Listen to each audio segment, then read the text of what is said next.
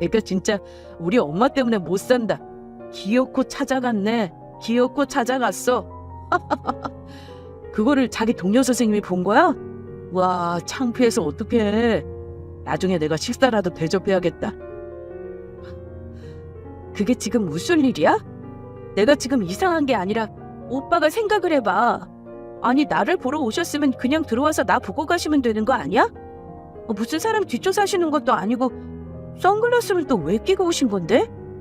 다른 쌤들이 나 무슨 빗장이한테 쫓기는 거 있냐고 하더라. 오빠 말하는 거 보니까 대충 뭐 알고 있었던 것 같은데 왜 나한테 얘기 안 했어? 내가 순간적으로 얼마나 민망한 줄 알아? 다들 뭐라고 물어보는데 예비 시어머니가 뒷조사하신 것 같다고 그렇게 얘기할까? 진짜 너무한다. 우리 엄마 아빠가 오빠 학교 가서 그 사람 여기 선생님 맞냐고 물어보면 웃음이 나올 것 같아? 아니, 그게 아니지. 왜 또 그렇게 발끈해? 엄마는 소민이 너랑 우리 이제 곧 가족 되는 건데 이거저거 궁금한 게 많았나 봐. 그러다 보니까 직장도 궁금은 한데 괜히 너한테 얘기하고 가면 너 혹시 신경 쓰고 부담스러워할까 봐 말씀 안 하신 거지. 솔직히 나도 이건 좀 기분 나쁘다. 뒷조사가 무슨 말이야, 시어머니들 분한테. 엄마가 며느리 될 사람 어떻게 일하는지 궁금해서 직장도 못 가봐? 무슨 말이 그래? 그게 지금 말이 되는 소리라고 하는 거야? 이거는 가족이고 며느리고 이걸 떠나서 다른 문제 아니야. 그냥 어머님이 나를 못 믿어서 내가 진짜 병원에서 근무하는 거 맞는지 보러 오신 거 아니야? 남편 될 놈은 자기 엄마가 뭘 그렇게 잘못했냐고 되려 자기가 서운하다고 했습니다. 여러분은 저 상황에서 웃어넘기실 수 있으세요? 저는 그 전에 예비 시모가 제 외모를 갖고 얘기한 것부터 시작해서 결혼 전에 벌써 서서히 시모가 될 사람한테 분노가 쌓이고 있었습니다. 그런데 그 와중에 저렇게 제 뒷조사를 했으니 제가 얼마나 열불이 뻗쳤겠느냐고요. 오빠, 혹시 그 사이 어머니한테 뭐 말씀드렸어? 내가 뭘 얘기해? 너 진짜 왜 그래? 그게 아닌데 지금 어머님이 나한테 왜 전화를 하셔? 일단 끊어봐. 어머니 전화 받아야 할 거 아니야. 끊으라고. 타이밍도 어찌나 기가 막히게 맞추는지. 남자친구와 언성을 높여가며 싸우고 있을 때 사건의 원인 제공을 한 예비시모가 제게 전화를 걸었습니다. 차라리 잘 됐다. 다시는 이렇게 하지 말라고 하자.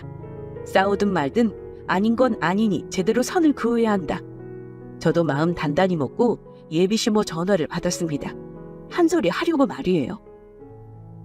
세상에, 대학병원도 아닌 데서 일하면서 그걸 간호사라고 속인 거야? 이건 뭐지? 전화를 받자마자 화를 내야 할 사람은 저인데 먼저 화를 내고 소리를 지른 건 예비시모였어요. 지금 무슨 말씀하시는 거세요? 속이다뇨. 저야말로 지금 아이고 세상에, 나는 또 대학병원이라고. 아이고, 겨우 동네 간호사 하면서 그것도 간호사라고 나랑 우리 아들을 속인 거야? 너 참 겁도 없다. 말이 간호사지 동네 간호사랑 간호조무사 애들이랑 다를 게 뭐 있어? 어쩜 세상 참 무섭네. 너 우리 철민이 내가 겨우 동네에서 돈 몇 푼 많은 간호사 만나라고 내가 그렇게 애지중지 키운 줄 아니? 아이고, 어디서 내가 금이야 오기야 키운 내 아들을 함부로 넘봐? 내가 우리 철민이 선생 만들려고 얼마나 돈을 쏟아부었는데. 그거 알아보겠다고 그 난리치면서 제 병원 앞에서 기웃거린 거예요? 도둑처럼? 뭐, 도둑? 내 도둑이요. 그게 도둑꼴이랑 다를 게 뭐 있어요? 제가 언제 어머니한테 나 대학병원 다닌다고 한 적 있어요? 그리고 내가 동네 병원에서 일하는 게 좋아서 선택한 건데 내가 그것 가지고 왜 욕을 먹어야 해요? 내가 속여요? 진짜 어이가 없네. 돈을 쏟아부었겠죠. 얼마나 머리가 안 좋으면 대학을 가려고 사수까지 하고 임용고시도 3번 만에 붙었겠어요? 안 그래요? 뭐? 그래. 내가 너 진작에 그때 카페에서 나한테 또박또박 말 대답할 때부터 알아봤어. 하여간 생긴 대로 논다더니 너 엉덩같이 생기다 만 애들이 싹수도 없더라. 아이고, 내가 오늘 가봤어서 다행이지. 너 이렇게 우리 속에서 결혼하려고 한 거지? 나랑 내 아들 돈 뜯어먹으려고. 얘가 정말 웃기지도 않는다. 너 젊은 애가 그렇게 어른 속여가면서 인생 사는 거 아니야. 그러다 큰일 나. 알아?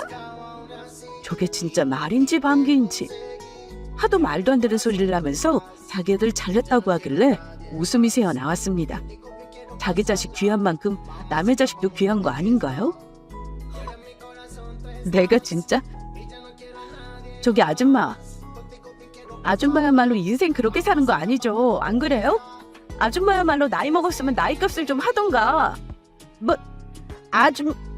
아이고, 너 우리 철민이랑 결혼할 생각 꿈도 꾸지 마. 알았어? 어디서 말이야, 배워먹지도 못한 기집애가 우리 아들을 넘보길. 가서 너희 부모한테 네 수준에 맞는 남자나 하나 찾아달라고 해. 너는 수준이 안 됐다. 수준이 안 됐어. 네, 안 그래도 그러려고 했어요. 나야말로 그쪽 같은 인간들이랑 수준 안 맞아서 결혼할 생각 없었어요. 그 부모의 그 자식이라고. 내가 이렇게라도 두 모자 바닥 수준을 알아서 천만다행이네. 나 그쪽 아들이랑 제발 결혼해달라고 해도 안 할 거니까 그런 줄 알아요. 뭐? 야, 이게 진짜? 전화를 끊고 나서도 분이 안 풀리길래 그대로 남자친구였던 그 망할 놈한테 전화를 걸어 똑같이 전달했습니다. 나는 너 같은 놈이랑 너희 집안이랑은 수준 떨어져서 말도 섞기 싫다고 말이에요.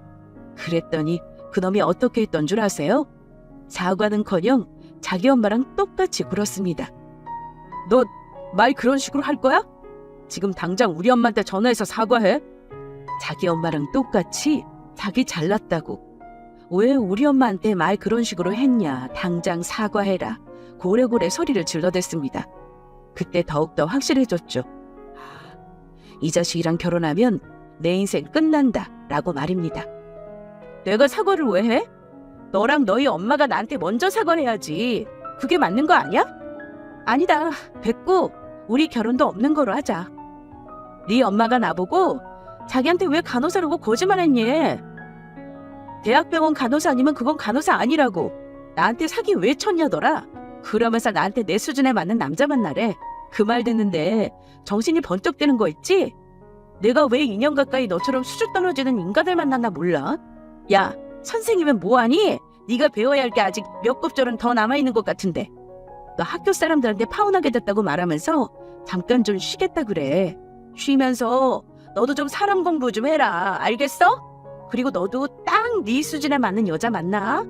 괜히 너보다 나은 여자들 인생 말아먹을 생각하지 말고. 와, 너 진짜 무섭다. 나는 그래도 너한테 기회 주려고 했거든? 그런데 엄마 말이 맞았네. 엄마가 너 처음 본 날 저녁에 나한테 뭐라고 했었는 줄 알아? 네가 너무 드세게 생겨서 걱정이라고 했었거든? 그런데 어른들 보는 눈이 딱 정확하네. 나야말로 너랑 결혼했으면 인생 끝날 뻔했다. 그리고 너 지금 입이라고 그냥 막 내뱉는 것 같은데, 야 소민아, 너 잘난 거 하나 없어. 나니까 너 불쌍해서 만나준 거지. 참. 야, 정신 차려. 너야말로 네 병원에 파혼했다고 얘기하면서 어디 가서 좀 배우고 와라. 사람 좀 돼서 와. 알겠냐? 그렇게 저희는 2년 동안 쌓아 올린 인연을 단박에 정리하게 되었습니다. 사람 인연 정말 별거 아니라더니 별거 아닌 게 맞더군요. 내가 죄 지은 것도 아니고 부모님한테도 솔직하게 다 말씀드렸습니다. 이러이러해서 그 자식과 파혼을 하게 되었다고 말이에요. 당연히 저희 부모님 잘했다고 하셨습니다. 누가 들어도 네 얘기를 듣는다면 너한테 손가락질할 인간들 없을 거라고 말이죠. 그래, 그 여자, 그 가수로 활동하는 이름이 뭐라고 했었지? 소민이 너 다음 달에 있는 아빠 회사 행사 때 너희 엄마 따라서 같이 와라. 알았지? 바쁘다고 하지 말고 알겠다고 해. 아빠랑 엄마가 다 생각이 있어서 그런 거니까. 파혼하고 나서 얼마 안 있다가 아빠가 갑자기 예비시 모였던 그 여자 가수 활동명을 물어봤어요. 그러더니 다음 달에 있을 아빠 회사 행사에 참여하라고 신신당부하셨죠. 엄마는 그 한 달 동안 저를 데리고 피부관리실부터 필라테스까지 무슨 저는 제가 어디 미스코리아라도 나가나 했습니다. 시간이 지날수록 엄마 아빠가 무슨 생각을 하고 계시는지 어떤 일을 벌이셨는지 자연스레 짐작하게 되었죠. 더 열심히 군사를 빼고 미친 듯이 관리를 했습니다. 대망의 그날을 위해서 말이에요. 어머, 소민이가 벌써 이렇게 컸어? 어쩜 소민이는 크면 클수록 대표님 판박이네요. 우리 소민이가 나를 닮아서 원래 한 인물 합니다. 아이고, 당연히 우리 안사람 성품도 닮아서 애가 바르잖아요.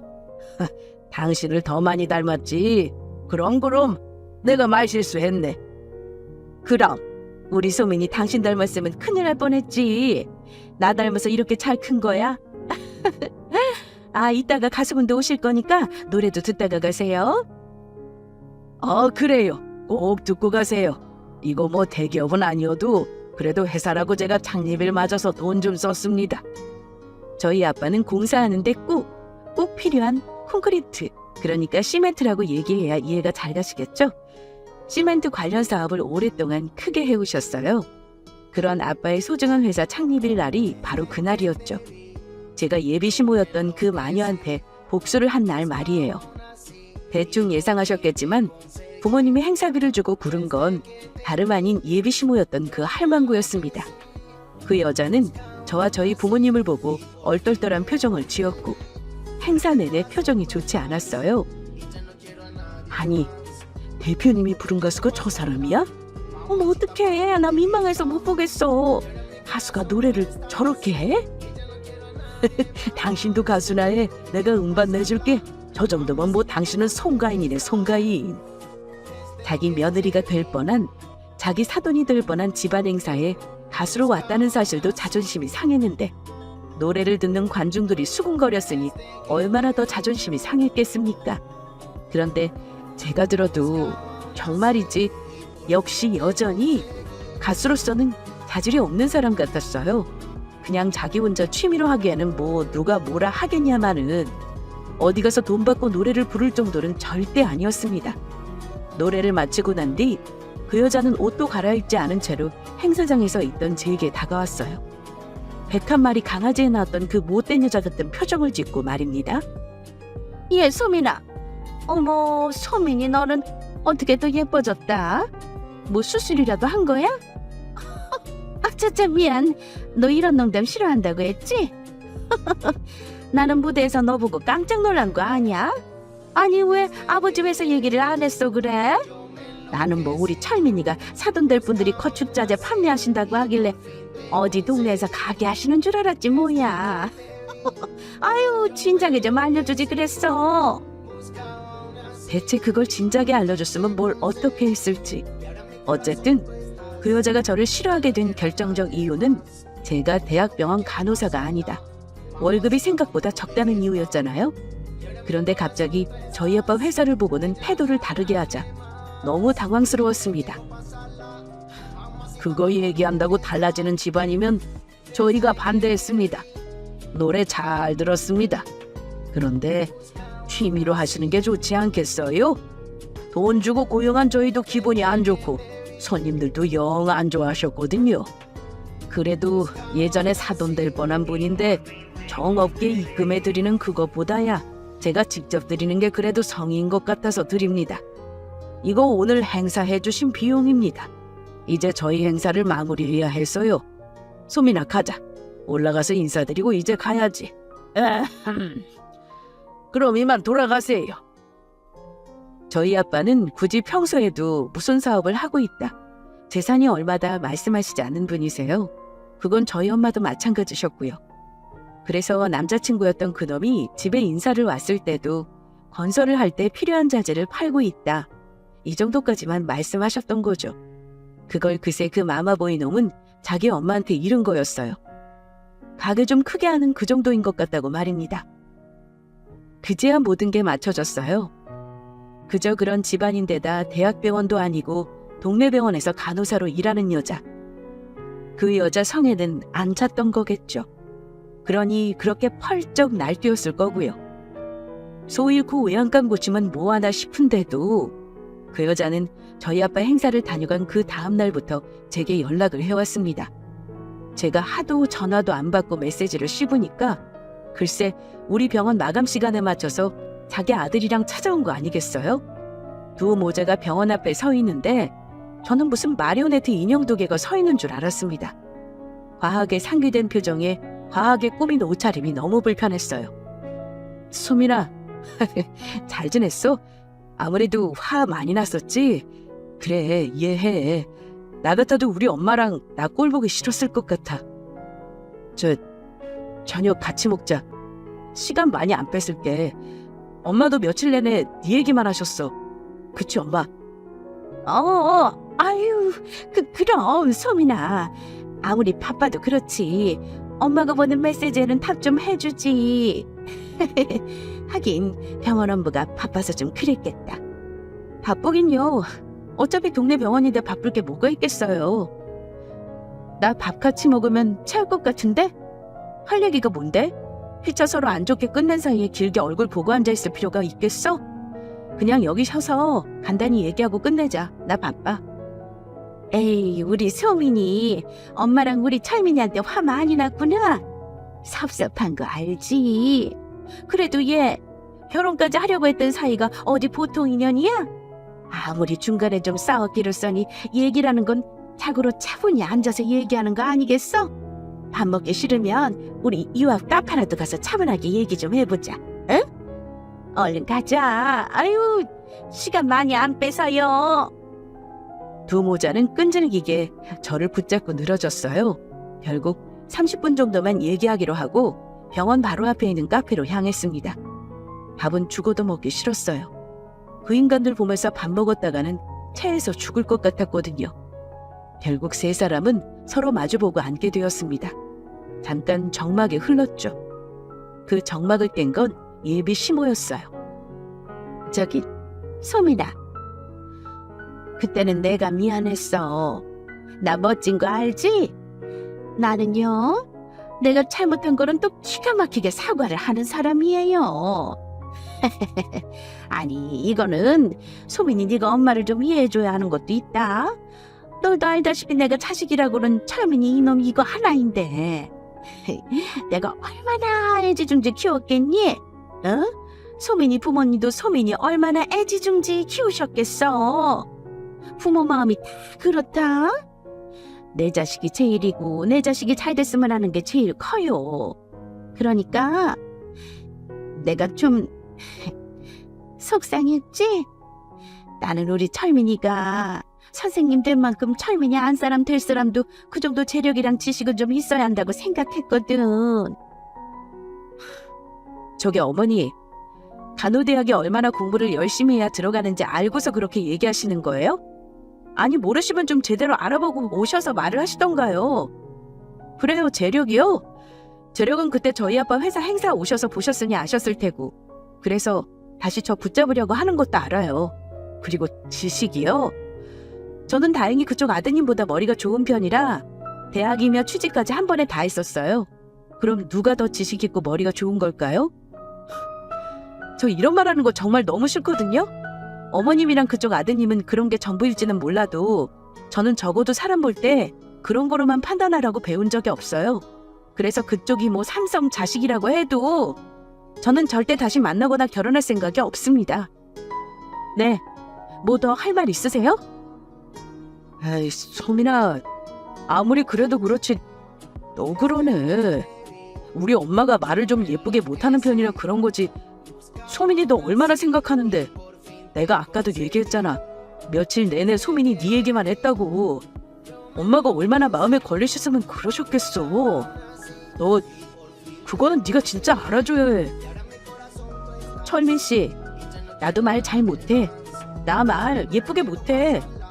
그래서 내 마음대로 내 생각나는 대로 얘기 좀 할게. 야, 너 그런 식으로 사는 거 아니야. 너 나랑 그렇게 파혼하고 나서 곧바로 이 여자 저 여자 만나고 다녔다며?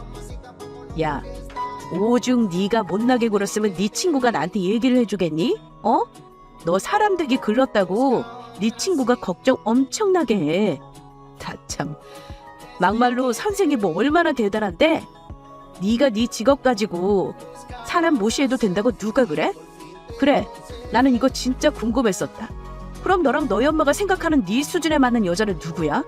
뭐 어디 삼성 회장 딸? 아니면 대통령 딸? 뭐 이런 사람쯤 돼야 너랑 어울리는 건가? 야, 너 진짜 정신 안 차릴래? 대기업? 대통령? 있잖아, 너 같은 저질 수준 가진 인간, 네가 아무리 돈이 많아도 여자들 싫어해. 사람들이 다 너 같은 줄 아니? 어차피 다시 만날 사이도 아니고 결혼할 사이는 더더욱 아닌 김에 있는 그대로 다 얘기해줬어요. 저도 더 열내기도 싫었고 내 에너지 덧단 인간들한테 쓰고 싶지도 않아서 그냥 빨리 자리에서 일어나려고 했습니다. 그런데 그 자식이 또 예전처럼 자기 엄마는 원래 말하는 게 그러니 네가 이해해야 하는 거 아니냐 이딴 소리를 해대는데 그게 너무 열이 받더라고요. 제가 와다다다다 쏟아내자 예비시 모였던 그 여자는 얼굴이 불그락 푸르락 해진 채로 물만 벌컥벌컥 마셔댔습니다. 자기가 여기서 화냈다간 돈 많은 며느리 놓친다는 생각이 강했나 봐요. 역시 그 사람은 돈이 전부의 사람이었던 겁니다. 와, 그걸 참더라고요. 제가 계속 와다다 쏘아붙이자 그놈은 자리에서 벌떡 일어나 제게 걸어왔어요. 저는 속으로 이게 나를 치르나 보다. 그래, 이 악물고 맞고 고소하자 이 생각까지 했습니다. 야, 소민아! 그런데 웬걸 그놈은 펄썩 제 앞에 무릎을 꿇고 울기 시작했어요. 소민아, 소민아, 나랑 다시 결혼하자. 내가 잘할게. 나 진짜 열심히 배워서 장인어른 사업도 내가 이을게. 어차피 너나 나나 각자 집에서 자식 한 명씩 있는 거 내가 너희 집에서 아들 되면 되는 거 아니야. 나 학교도 때려치울 거야. 정말로 열심히 해서 아버님 사업 내가 이을게. 우리 결혼하자. 역시나 그놈은 그 여자 자식이 맞았어요. 돈에 눈이 멀었던 겁니다. 그놈은 제가 아니라 저희 집안 재산이 탐이 났던 거예요. 물론 흔들리지 않았습니다. 그냥 한심했어요. 그래서 그냥 딱 한마디 해줬습니다. 전에 네가 나한테 했던 말 기억해? 파혼하자고. 오늘은 내가 얘기할게. 나 너랑 결혼 죽어도 안 해. 죽어서도 안 해. 그러니까 다시는 내 앞에 나타나지 마. 소민아! 결국 처절하게 부르는 모자를 뒤로 하고 카페를 벗어났습니다. 그 뒤로도 당연히 몇 개월가량 저를 쫓아다녔어요. 너무 짜증이 나서 한 번은 네가 나한테 보낸 문자며 술 먹고 전화 걸어온 거 내가 네 학교에 뿌릴 거라고 했습니다. 그랬더니 뚝 연락을 또 끊는 거 있죠? 그 인간은 그냥 그런 인간이에요. 자기밖에 모르는 인간. 결혼 안 하길 천만다행이죠? 저 잘했나요, 여러분? 사실 파혼의 상처는 남아요. 그냥 상처를 잊고 살아가려 하는 거죠. 오늘 제 이야기는 여기까지예요. 혹시 시간이 되신다면 인생 선배님들 제게 응원 한마디만 남겨주실래요? 그럼 힘이 될 것 같거든요. 그럼 잘 부탁드릴게요. 안녕하세요. 저는 서울에 거주하고 있는 31살 여성입니다. 오늘 청취자 여러분께 전해드릴 사연은 천방지축 말괄량이 같은 제 신우에 관한 이야기입니다. 자신의 오빠를 앞세워 한몫 제대로 챙기려고 눈에 불을 켠 신우를 참교육했는데요. 과거의 못된 신우 역할을 버리고 착한 신우이가 되기까지의 과정을 여러분께 들려드리고자 사연 보냈습니다. 그럼 지금부터 제 이야기를 시작할게요. 제 직업은 공무원입니다. 슬슬 나이가 차니까 결혼 생각이 들더라고요. 그래서 20대 후반 무렵 선을 통해 지금의 남편을 만났습니다. 우리는 서로 잘 통해서 연애하며 미래를 그려나갔어요. 그리고 결혼 결심이 선 순간 남자친구 집에 얼굴 도장 찍고자 처음으로 찾아뵙고 인사드렸습니다. 어서 와요. 오느라 힘들었죠? 힘들긴요. 전혀요. 괜찮았어요. 이렇게 초대해 주셔서 감사합니다. 우리가 감사받을 일이 뭐 있어. 우리 집에 와준 사람에게 감사하지. 안 그래도 우리 아들이랑 결혼할 사람이 누구인가 궁금했는데 만나서 반가워요. 처음 뵙는 자리라 어떤 분들이신지 자세히 알 수 없었지만 환히 웃으며 맞이해주는 분위기 속에서 정다움을 느꼈습니다. 같이 식사하며 이야기 나누면 나눌수록 좋으신 분들이구나 생각됐어요. 이로써 좋은 시댁 식구들을 만났구나 싶었습니다. 딱 한 사람만 빼고요. 무슨 일이에요? 네? 저는 공무원이에요. 공무원? 세상에, 월급 쥐꼬리만 하다는 그 공무원? 우리 오빠 보는 눈이 이렇게 낮은 줄 몰랐네.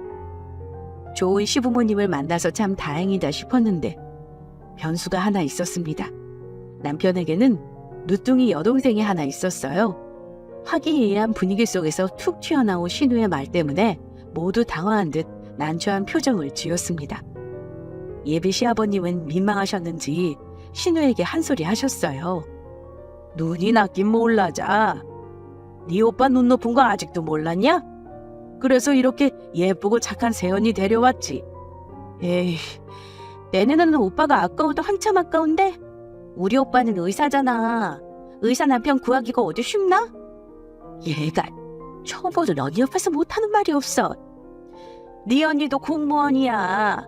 요즘 젊은 사람들 공무원 되려고 기를 쓴다더라. 너는 죽었다 깨어나도 언니처럼 공무원 못 됐을 거야. 공부머리가 없어. 그렇지, 우리 예비 며느리?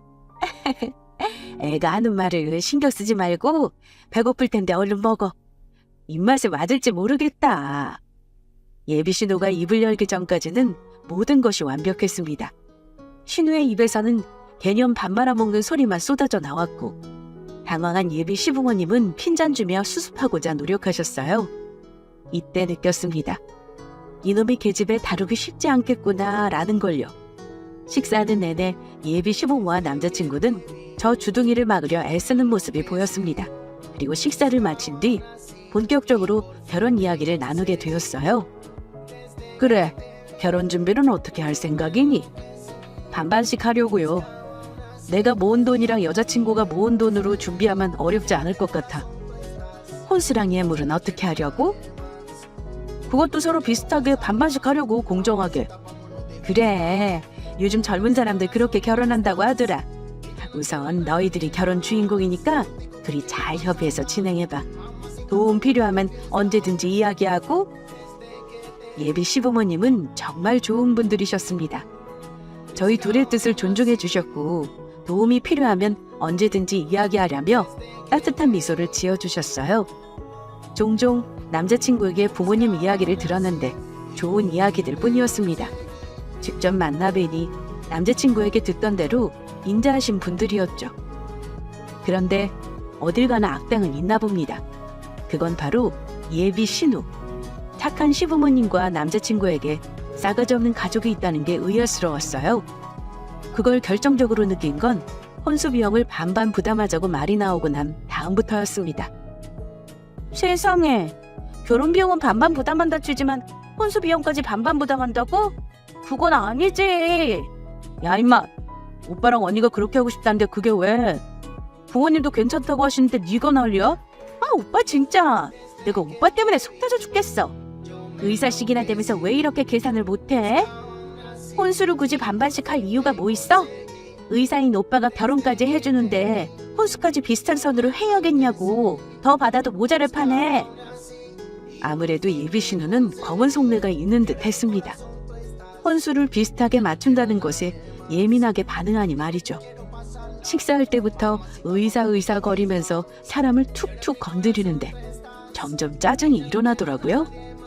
그건 오빠랑 새언니, 언니들이 알아서 할 일이야. 네가 나설 필요 없으니까 조용히 있어. 제 마음을 느낀 건지 남자친구는 힐끔힐끔 저의 눈치를 보며 신우에게 그만하라고 말렸습니다. 그러나 예비 신우는 가만히 있는 조동이가 아니었어요. 낄 때 안 낄 때 구분하지 않고 연신 입을 놀렸습니다. 왜? 내가 뭐 남이야?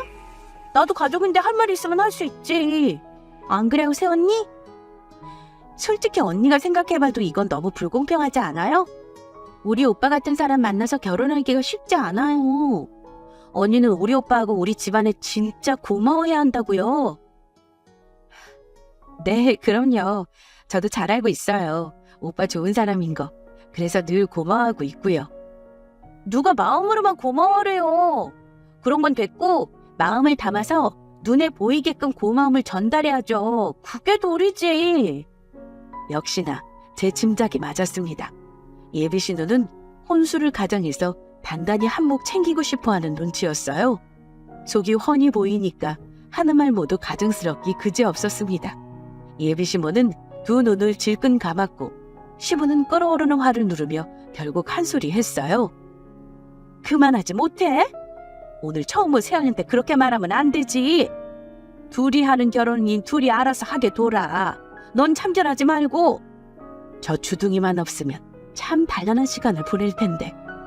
분위기는 순식간에 이상해져 갔습니다.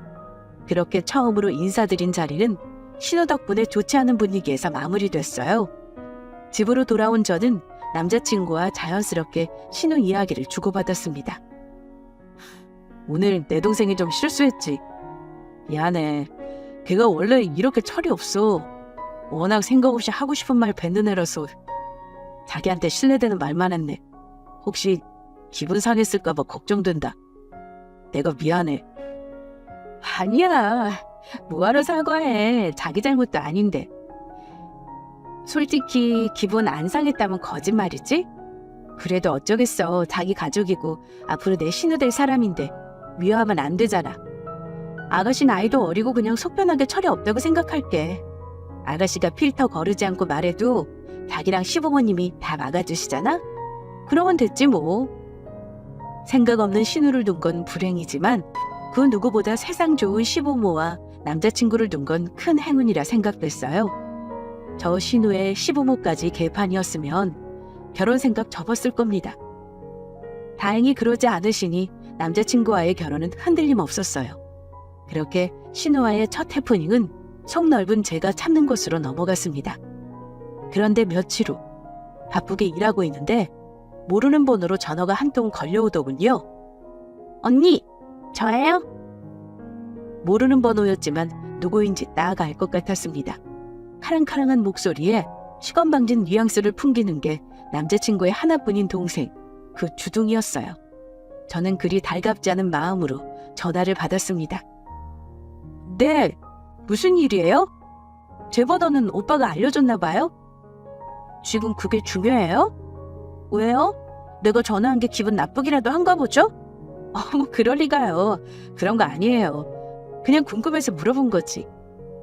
내가 언니한테 괜히 할 말이 좀 있어서 오빠 몰래 핸드폰 뒤졌어요. 됐죠? 나 언니한테 전할 말이 있으니까 우리 둘이 따로 만났으면 해요. 할 말이요? 그게 뭔데요? 전화로 하기 어려운 거예요? 전화로 할 말이면 내가 만나자고 하겠어요? 만나서 얼굴 보고 해야 할 말이니까 시간 좀 내요. 그래요. 알겠어요. 무슨 할 말인지는 모르지만 오늘 나 퇴근하고 봐요. 싸가지 없는 성격인 줄은 알았지만 막상 경험해보니 생각보다 더 막대 먹었다는 걸 느꼈습니다. 남자친구 동생만 아니면 반 죽여놓을 텐데 되도록 시댁 식구들과 좋게 지내고 싶었던 저는 참을 수 있는 만큼 꼭 참아보기로 했어요. 무슨 할 말이 있어서 만나자고 당돌하게 나오는지도 궁금했고요. 그래서 일을 다 마치고 퇴근하자마자 약속한 장소로 신우를 보러 갔습니다. 신우는 제 직장에서 멀지 않은 카페에 저를 기다리고 있었고 도착한 저는 반갑게 인사를 건넸어요. 아가씨, 미안해요. 내가 조금 늦었죠? 네, 안 그래도 바쁜데 언니가 늦게 오는 바람에 제 일정이 꼬여버렸네요. 여기서 기다리는 거 뻔히 알면서 일부러 늦게 나온 거 아니에요? 그런 거 아니에요. 제가 뭐하러 그래요. 일이 좀 늦게 마무리돼서 그랬어요. 그래도 끝나자마자 서둘러 나온 건데. 참, 뭐 좀 마실래요? 내가 살게요. 다음에는 늦어도 언니가 사야죠. 저는 화이트 모카요. 휘핑크림 잔뜩 올려서. 딸기 케이크도 같이요? 겨우 7분 늦은 거 가지고 엄청 톡톡거리는 신우. 제 친동생 같았으면 저놈의 싸가지 싹 뜯어고쳤을 텐데 아쉬움만 들었습니다. 속으로 저 망할 주둥이라 욕 한번 해주고 커피와 케이크를 시켰어요. 그리고 자리에 돌아와서 무슨 용건인지 물었습니다. 오늘 보자고 한 이유가 뭐예요? 나한테 할 말 있다면서요. 네, 오빠 동생으로서 한마디 하려고요. 그때 우리 집에 인사하러 왔을 때는 내가 더 말을 못했는데 생각할수록 이건 아닌 것 같아서요. 솔직히 언니 결혼 거절하는 속셈 다 보이거든요. 그래서 난 우리 오빠가 바보같이 손해보면서 결혼하는 꼴 못 보겠어요? 네? 손해요? 그게 무슨 말이에요? 오빠가 무슨 손해를 본다는 거죠? 아가씨가 무슨 말을 하는지 도통 모르겠어요. 모르는 척 하는 거 아니고요? 잘 알잖아요. 내가 왜 이러는지. 그때도 말했지만 우리 오빠 같은 남자 만나서 결혼하는 거 쉬운 일 아니에요. 인물도 그만하면 괜찮고 성격도 등신같이 착해 빠져서 언니한테 잘할 거예요. 그뿐이에요? 직업은 또 어떻고요? 돈 잘 버는 의사잖아요. 이 정도면 1등 신랑감을 넘어선 수준이에요. 언니 주변 사람들이 결혼 잘하는 거라고 부러워하지 않아요? 의사 남편이 생기는 건데 다들 얼마나 배 아파하겠어요? 그래서 하고 싶은 말이 뭐예요? 다른 사람들이 부러워할 만한 남편 얻게 됐으니 그 많은 값을 치러야 한다는 거죠, 내 말은. 어떻게 해요? 결혼 준비는 반반하든지 말든지 알아서 하고 혼수는 제대로 해줘야겠어요. 예를 들면 나한테 외제차 한 대 사주는 거 정도? 뭐라고요? 외제차요? 아니 아가씨 갑자기 무슨 외제차 타령이에요? 언니 우리 오빠랑 결혼할 사람이잖아요. 그러면 나한테 잘해줘야 하는 거 아니에요? 우리 오빠랑 결혼하고 싶으면 군소리 말고 나한테 잘해요. 그래야 언니가 원하는 결혼이 이루어질 테니까. 결혼 전부터 하나뿐인 신우랑 사이 틀어져봐야 좋을 필요가 뭐가 있겠어요? 괜히 일 만들지 말고 나한테 잘 보일 생각만 해요. 나 곧 있으면 직장에 출근하면 거리가 좀 있어서 대중교통 이용해야 하는데 그건 도저히 못하겠어요. 다리 아프고 시간이 오래 걸리잖아요? 그럴 바엔 그냥 차 한 대 뽑고 말지. 그러니까 언니가 나 대신 타고 다닐 차 한 대 혼수로 해오라고요. 이왕이면 뽀대나게 외제차로. 아가씨, 갑자기 이런 말 들으니 좀 당황스럽네요. 아니 그 전에 이거 오빠랑 이야기 된 거예요? 어머 이 언니 봐. 벌써 오빠한테 이럴 생각하는 거예요? 당연히 이야기 안 됐죠. 오빠랑 엄마 아빠는 모르는 이야기고요. 혹시나 해서 말인데 이건 언니하고 나하고만 아는 비밀이에요. 만약 언니가 내 말 무시하고 다 떠벌린다? 그러기만 해봐요 어디. 내가 죽을 때까지 신우로서 언니 달달 볶고 괴롭힐 테니까. 그러니까 우리 좋게 좋게 가자고요. 괜히 일 만들어서 나랑 사이 틀어지면 언니한테 좋은 거 없어요. 언니 그렇게 경솔한 사람 아니니까 잘 생각해봐요. 그럼 좋은 소식 기다릴게요. 제 할 말만 다 뱉어내고 얄밉게 웃으며 갈 길 가는 신우. 저 혼자 카페에 덩그러니 남아서 곰곰이 생각했습니다. 아무리 철이 없기로써니 이 정도로 막 나가는 애였나 싶으면서 화가 나더라고요. 본인 오빠는 의사고 나는 돈 못 버는 공무원이라 깔보며 혼수로 외제차를 요구하는 게 기도 안 찼습니다. 얼마나 나를 무시하면 이런 말을 하는지 고개가 다 저어졌어요. 저는 이때 한 가지 결심했습니다. 이 개념 없는 주둥이를 오냐오냐 받아주지 말아야겠다고요. 초장부터 잡히고 들어가면 안 되겠다고 생각해서 단칼에 선 긋고자 다음날 바로 신우를 보자고 했습니다. 그러자 신우는 외제차 사준다고 하는 줄 알았는지 기분 좋은 티를 내며 나타났어요. 생각 다 했나 봐요? 시간 질질 끌지 않아서 참 좋네요. 나한테 외제차 한 대 뽑아주는 쪽으로 생각한 거죠? 역시 생각 잘했어요. 언니도 나처럼 정확하게 계산하는 거 좋아하나 보네요? 그래서 차는 언제쯤 사줄 수 있어요? 되도록 빨리 사주면 좋겠는데. 안 그래도 내가 생각한 드림카가 있었거든요. 사진 보내줄 테니까 그걸로 사줘요. 사줄 마음 눈꼽만치도 없는 제게 신우는 김칫국을 항아리째 원샷하며 신나게 드림카인지 뭔지 사진을 보내주려고 했습니다. 그래서 저는 이성적으로 감정을 절제하며 신우에게 제 생각을 얘기했어요. 아가씨, 난 차 사준다고 한 적 없어요. 그런 일 절대 없으니까 드림카인지 뭔지 보내주지 마요. 필요 없으니까. 제 말에 신우는 웃음기를 싹 걷으며 날선 표정으로 저를 쳐다봤습니다. 저는 굴하지 않고 계속해서 이야기했어요. 어제 계속 생각해봤는데 이건 아닌 것 같아요. 앞으로 우린 가족들 사이니까 아가씨를 위해서 내가 따끔하게 한 소리 좀 해야겠어요. 아가씨, 정신 차려요. 의사 오빠 둔 걸로 한몫 잡으려는 심보 너무 못나 보여요. 오빠가 아가씨 이러는 줄 알면 얼마나 속상해하겠어요? 시부모님도 마찬가지고요. 아가씨가 내 예비시댁 식구인 건 맞지만 혼수 문제는 아가씨가 관여할 일이 아니에요. 어제는 나한테 제대로 선 넘었고요. 하지만 처음이니까 한 번은 눈 감고 넘어가 줄게요.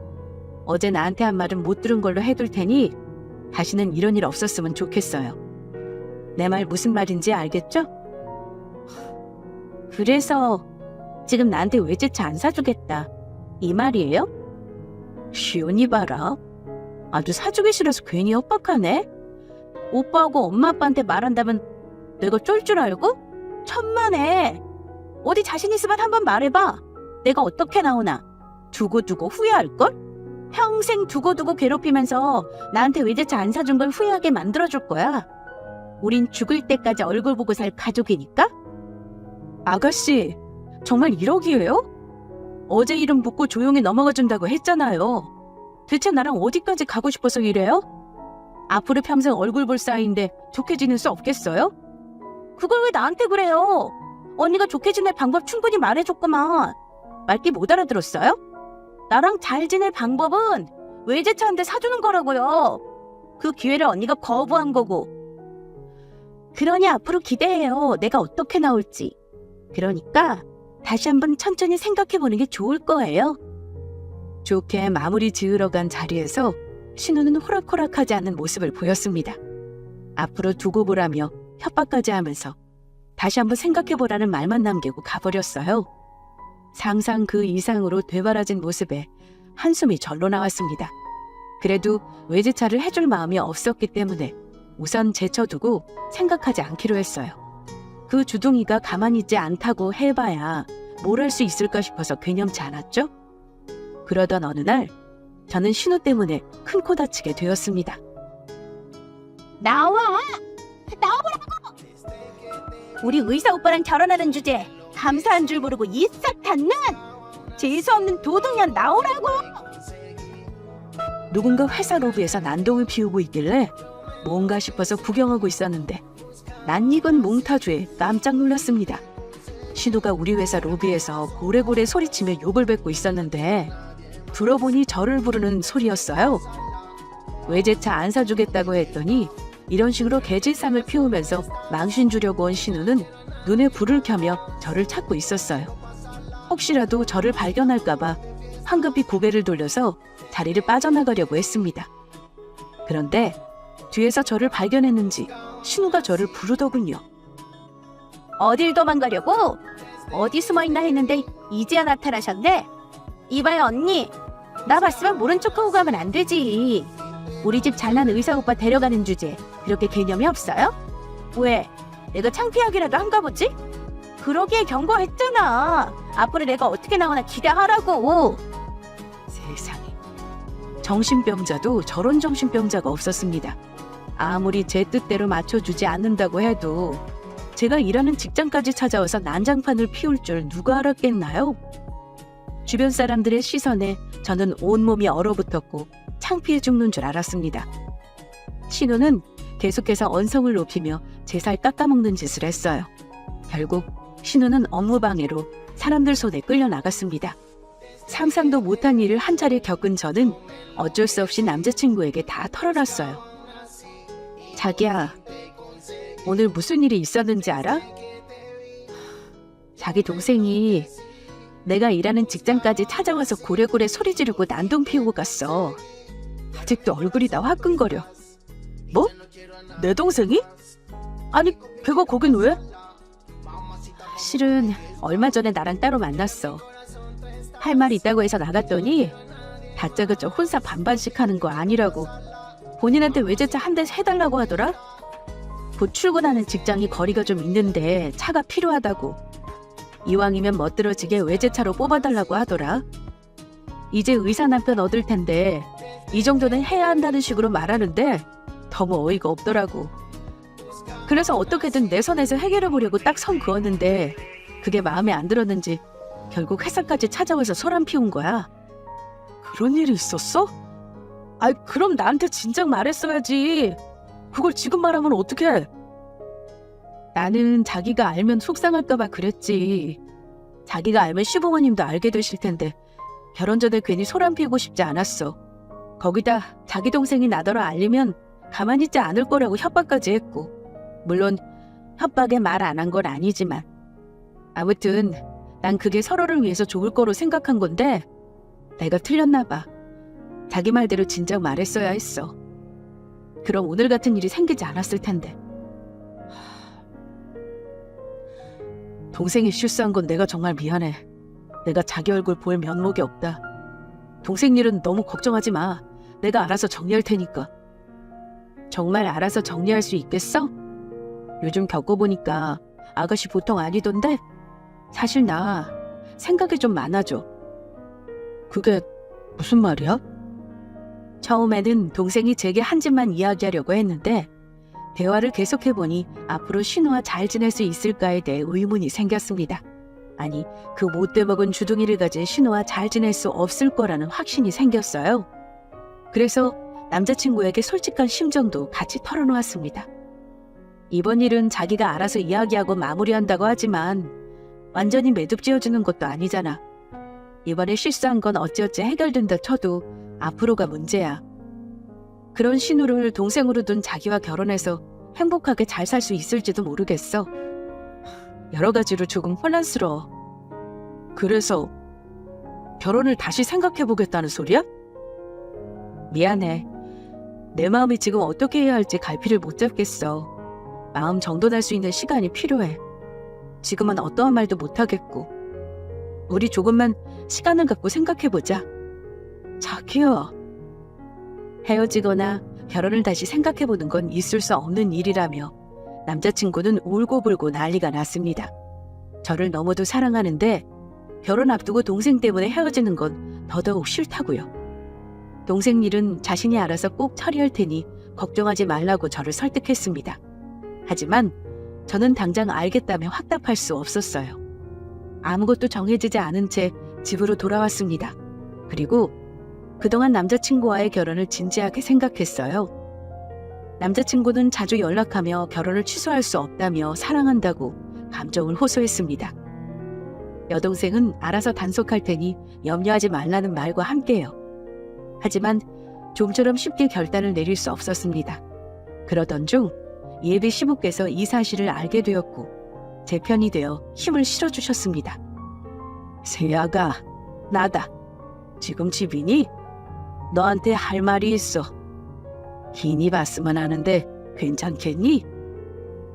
퇴근하고 집에서 쉬고 있는데 난데없이 예비 시부께서 집까지 찾아오셨습니다.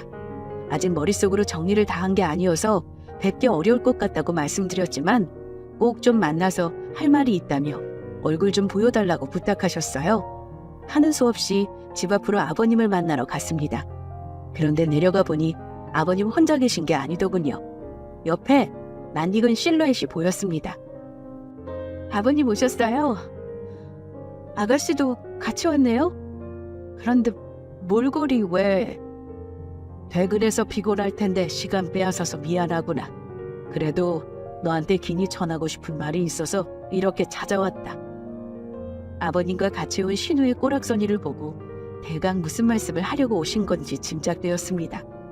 신우는 아버님 옆에 서서 훌쩍거리며 울고 있었고 두 눈이 퉁퉁 부어 있었습니다. 거기다 머리는 산발이 되어 있었고요. 처음 본 신우의 이상한 모습으로 전 상황이 그려졌습니다. 아버님께서 신우를 참교육하셨다는 걸 알 수 있었어요. 너 뭐하고 서 있어? 어서 네 새언니한테 잘못했다고 싹싹 빌지 못해? 아버님은 신우를 향해 으름장을 놓았고 신우는 바짝 졸아서 순식간에 무릎을 꿇었습니다.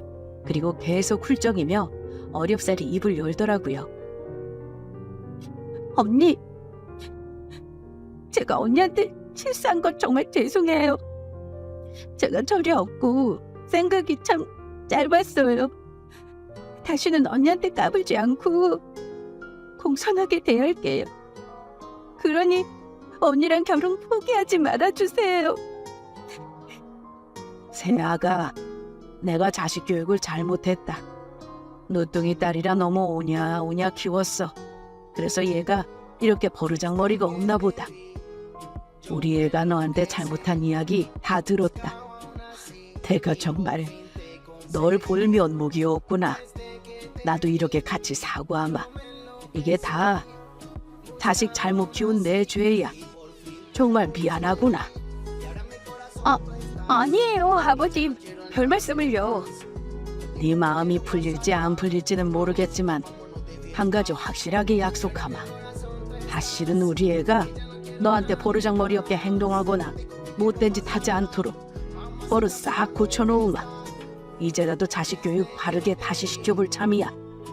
그러니 우리 아들하고 약속한 결혼은 부디 깨지 말아다오. 지금 그 녀석 꼴이 말도 아니야. 너랑 헤어지기라도 하면 배인되는 건 순식간일 게다. 서로 사랑하는 마음만 생각하고 다시 마음 잡아주길 간절히 바란다.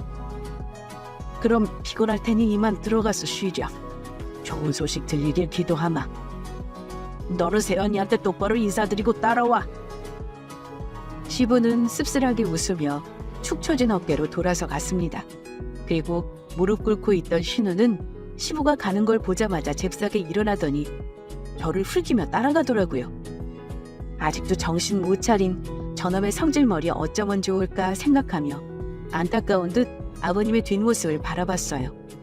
그리고 며칠 동안 남자친구와 연락하지 않은 채 지내며 생각 정리에 몰두했습니다. 솔직히 얄미운 신우기 집을 생각하면 결혼 이후 뭐고 다 때려치우고 싶은데 아버님 말씀처럼 서로 사랑하는 마음이 제일 중요하더라고요. 감정이 식은 것도 아니고 서로를 생각하는 마음이 어긋난 것도 아닌데 신우기 집애 때문에 헤어지는 건 제가 지는 기분이 들었습니다. 그래서 신우 교육 단단히 약속받고 남자친구와 결혼하기로 마음먹었어요. 오랜만에 남자친구 얼굴도 보고 예비 시부모님께 인사드릴 겸 집으로 찾아갔습니다. 그리고 문을 두드리며 나오기를 기다리는데 이상하게 아무런 반응이 없더라고요. 자기야, 나야. 할 말이 있어서 왔어. 어머님, 아버님, 저 왔어요. 안에 계세요?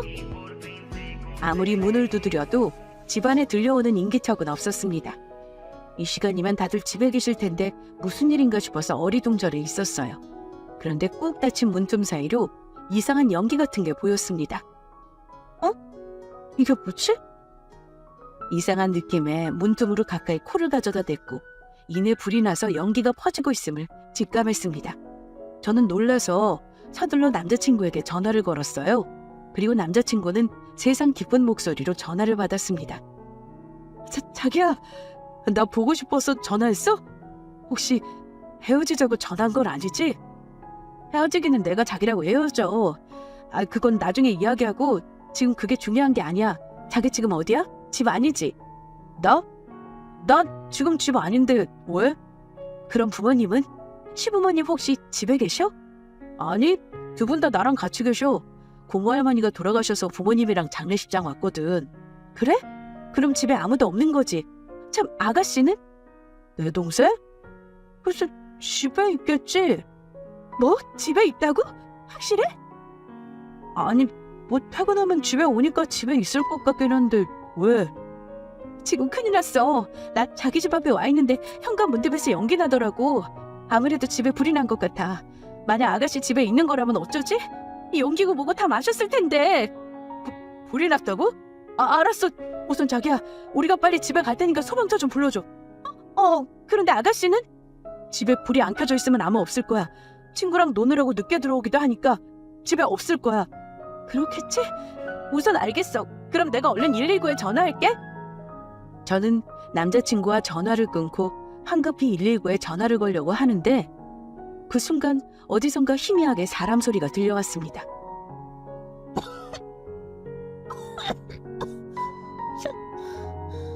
살려주세요.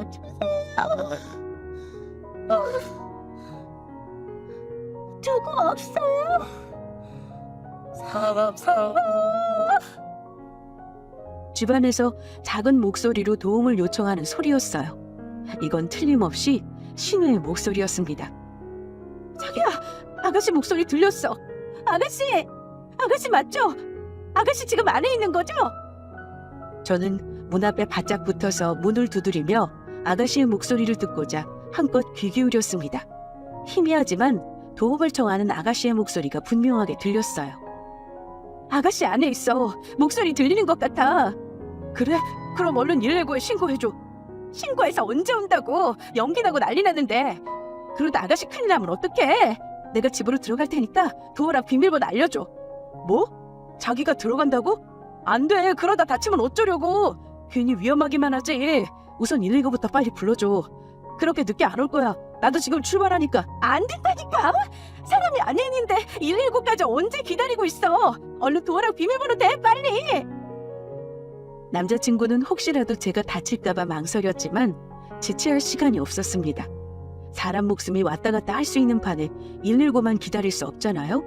안 된다고 얼른 알려달라며 보챘고 결국 비밀번호를 알려줬습니다. 저는 즉시 도어락의 비밀번호로 문을 열었어요. 그러자 안에 갇혀있는 뿌연 연기가 밖으로 뿜어져 나왔습니다. 소매로 코와 입을 막고 두리번거리며 아가씨를 찾았어요. 아가씨! 아가씨! 어디 있어요? 뽀얀 연기 때문에 앞이 제대로 보이지 않았습니다. 거기다 연기 때문에 숨쉬기 힘들었어요. 그래도 빨리 신우를 찾아서 데리고 나가야 한다는 생각에 온 힘을 다해 이곳저곳 살펴봤습니다. 그러자 방문 앞에 쓰러져 있는 신우가 보였어요. 아버지 괜찮아요? 당신이 좀 들어요? 신우는 정신을 잃은 듯 했고 저는 서둘러 얇은 겉옷을 벗어서 물에 묻히고 신우 입과 코를 막았어요.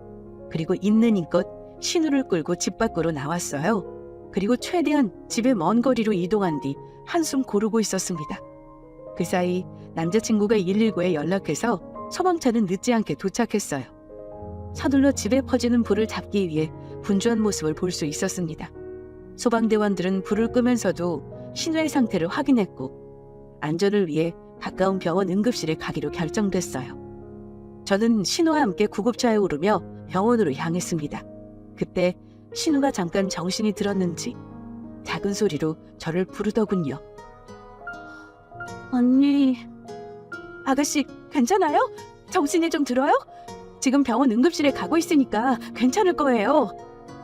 언니, 나 두고 어디 안 갈 거죠? 그럼요. 내가 가긴 어딜 가요. 계속 옆에 있을 거니까 걱정하지 마요. 정신이 없는 와중에도 신우는 저를 찾으며 불안해하길래 걱정하지 말라고 안심시켰어요. 그리고 병원에 도착하자마자 의사에게 상황을 말했더니 바로 검사와 치료가 들어갔습니다. 시간이 조금 지나니 남자친구와 예비 시부모님께서 병원에 도착했어요. 자기야, 이게 대체 무슨 일이야? 어디 다친 데 없어? 괜찮아? 동생은? 나 검사 끝나고 치료하는 중이야. 다행히 빨리 발견되어서 큰 지장은 없을 거래. 연기를 좀 마시긴 했는데 심각한 정도는 아니라서 치료하면 되고. 많이 놀랐지? 어머니, 아버님 많이 놀라셨죠? 그래도 이만하길 천만 다행이에요. 참, 집은 어떻게 됐어요? 집은 괜찮아. 다행히 우리 새아기가 빨리 발견해서 초기 진압 잘 됐다는구나. 내가 급하게 장례식장 간다고 머리 손질했는데 정신이 없었는지 고데기를 안 끄고 갔나 봐. 그것 때문에 불이 난 것 같은데 하필 우리 딸이 들어와서 피곤했는지 제 방에서 자고 있다가 일이 터진 모양이야. 그래도 하늘이 도왔지. 너 아니었으면 정말 큰일 날 뻔했어. 내 딸 하마터면 죽을 뻔했다. 아휴, 정말 생각만 해도 아찔해. 그래 우리 며느리 아니었으면 정말. 아이, 그나저나 어디 다친 데는 없니? 괜찮은 거야? 네 아버님, 저는 괜찮아요. 조금 쓰이긴 했는데 약 바르고 밴드 붙였어요. 위험한 상황은 지나갔으니 놀란 마음 쓸어내리시고 안심하세요. 저와 남자친구 그리고 예비 시부모님은 병원에서 아가씨의 상태를 지켜보며 기다렸습니다. 그러면서 이런저런 이야기를 나눴어요.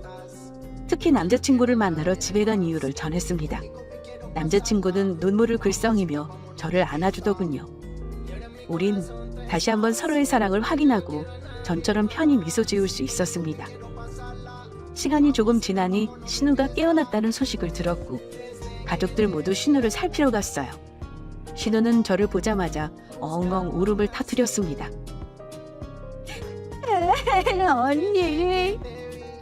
언니 고마워요. 나 진짜 까딱하면 그렇게 죽을 줄 알았는데 언니 아니었으면 연기 마시고 아무도 모르게 죽었을 거예요.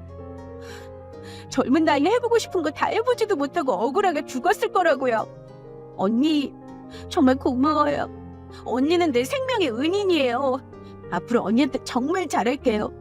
언니한테 못된 말하고 잘해드리지 못했는데 제가 참 미웠을 텐데 망설이지 않고 저 살려주신 거 정말 고마워요. 죽을 때까지 안 잊고 언니한테 잘할게요. 세상 고마운 표정으로 절 보면서 엉엉 우는데 웃기기도 하고 귀엽기도 하더라고요. 이날 이후 아가씨는 저를 친언니처럼 따랐습니다. 제 말 한마디면 법이라도 되는 양 잘 들으려고 노력하는 모습을 보였어요. 그리고 그 누구보다 우리의 결혼을 축하해 주었습니다. 정말 다행이에요. 언니랑 오빠랑 결혼 못하면 큰일 났을 거예요. 나 때문에 둘이 헤어졌으면 어쩔 뻔했어요? 언니, 마음 돌려서 오빠랑 결혼해주는 거 정말 고마워요. 앞으로 오빠가 속 썩이거나 힘들게 하면 언제든지 말해요. 내가 오빠 혼내줄 테니까. 난 언제나 언니 편인 거 알죠? 신우는 저를 엄청나게 믿고 사랑하는 열성 팬이 되어버렸어요. 저는 이런 신우를 귀엽게 생각하며 지난날의 사건 사고들을 가슴속에 묻었습니다. 그리고 신우와의 관계를 좋게 이어나갔어요. 신우는 결혼 준비에도 적극적으로 도왔습니다. 시댁집에 불이 난 건 유감이지만 이 일로 인해 신우와의 관계가 좋아져서 한편으로는 잘된 일이라 생각되네요. 최근 남자친구와 결혼식을 올렸습니다. 정식 부부가 된 우리는 앞으로 행복한 신혼을 보낼 예정이에요. 앞으로도 시댁 식구들과 화목하게 지내며 예쁜 가정 꾸리겠습니다. 청취자 여러분, 자나깨나 안전 조심하시고 지금까지 긴 사연 들어주셔서 감사합니다. 안녕하세요. 현재 프리랜서로 사진 작업 일을 하고 있는 30대 중반의 여자입니다. 지금 저는 아들과 함께 노원구에서 거주하고 있어요. 이혼 후 고향으로 내려가려 했으나 나와 아들아이가 뭐 잘못한 게 있어 고향으로 내려가 사나 싶어 서울에서의 삶을 이어가고 있습니다. 저는 3년 전 이혼을 하였어요. 더러워서 아이 아빠라는 호칭도 쓰고 싶지 않은 그놈이 바람을 피웠기 때문이죠. 그것도 옆동 여자와 말입니다. 이번에도 우리 신랑은 언제 한번 우리랑 같이 휴가를 가려나? 남의 가족도 휴가 챙겨준다고 바빠 죽겠지 아주? 이번에는 굳이 행사 잡지 말라고 했잖아. 다윤이가 얼마나 기다렸는데 아빠랑 같이 물놀이 갈 수 있다고. 그거 행사 하나 안 잡는다고 굶어 죽는 것도 아니고 지금이라도 다른 사람한테 넘겨주면 안 돼? 아유, 또 그런 표정? 또 나만 바가지 긁는 사람 됐지 또? 에이, 누가 당신이 바가지 긁는데? 누가 그래? 어? 데리고 와봐. 누가 우리 천사를 말이야. 다은이한테는 당신이 말 좀 잘해주라. 이번에 행사 금액이 커서 그래.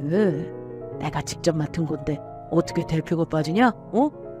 여보, 내가 행사 다녀와서 다은이랑 당신 데리고 꼭 좋은 데로 놀러 갈게. 진짜야. 꼭은 무슨. 여름휴가 시즌 지나면 그 다음에는 뭐 가을 단풍 이런 거 행사 있다고 바쁘다고 할 거 아니야. 남들 좋은 날 챙기는 것도 좋은데 우리 다윤이랑 나도 좀 챙기라고. 당신 건강도 좀 챙기고. 돈 아무리 많이 벌어두면 뭐해? 나중에 몸 안 좋으면 그거 어떻게 할래? 당신이 건강해야 나랑 다윤이도 좋지. 아무튼 가서 밥 잘 챙기고 너무 피곤하면 휴게소에서 좀 자다가 오고. 뭐 어떡해. 다윤이한테는 내가 또 잘 둘러대야지. 으이구 그래. 돈 많이 벌어와. 이놈의 가장아. 네. 그럼 내가 우리 마누라랑 다윤이를 위해서 백골이 되도록 돈 벌어야지. 문단속 잘하고 당신도 운전 조심해서 하고 알았지?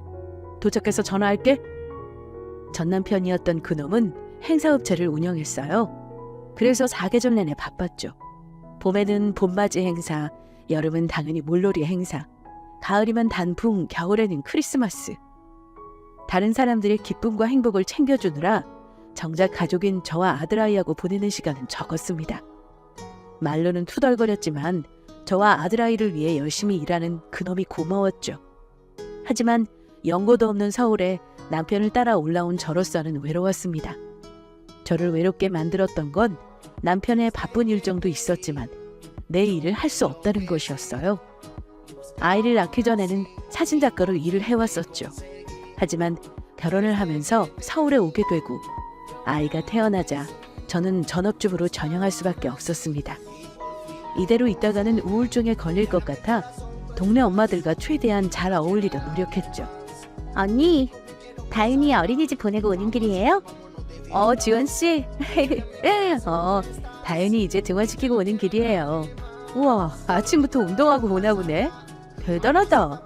나는 애 등원시키고 나면 힘이 다 빠져서 아무것도 못하겠던데. 부지런하다, 지원씨. 에이, 부지런은요.